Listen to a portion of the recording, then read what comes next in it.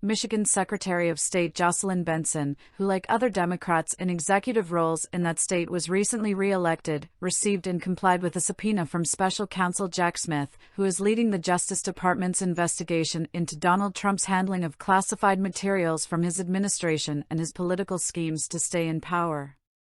According to the Detroit Free Press, Benson complied with the subpoena by the middle of December, providing materials including documentation of communications dealing with poll watchers for the then-upcoming 2020 elections.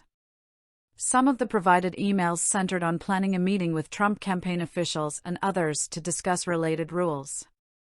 A separate report from CNN says that Benson's team, besides more mundane materials like emails asserting voter fraud was present on which pro-Trump figures were copied, also gave Smith documentation of a call from someone claiming they were on Trump's legal team and seeking access to election equipment.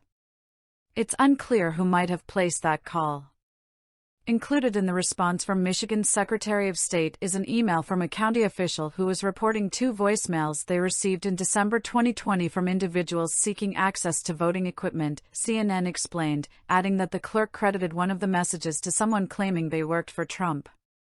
It could, in theory, be the case that the caller was lying, although Sidney Powell, who Trump himself once named as a member of his legal team after the 2020 election, was personally involved with pursuing data from election equipment in multiple states, including Michigan. Emails show she coordinated what was supposed to be payment for a tech firm pursuing such data in Wayne County, which includes the city Detroit. How that attempt turned out, including whether Powell and her associates successfully obtained that data they were after, wasn't immediately clear in the reporting that revealed they pursued it at all, first released last fall. Elsewhere, Smith has also pursued information from local and state election officials in highly contested locales, including Georgia and Nevada. In the latter, county officials in Clark County, which includes Las Vegas, provided Smith with communications from just days after the election in 2020 showing individuals credited as Trump lawyers pushing claims thousands improperly cast ballots despite moving out of Nevada.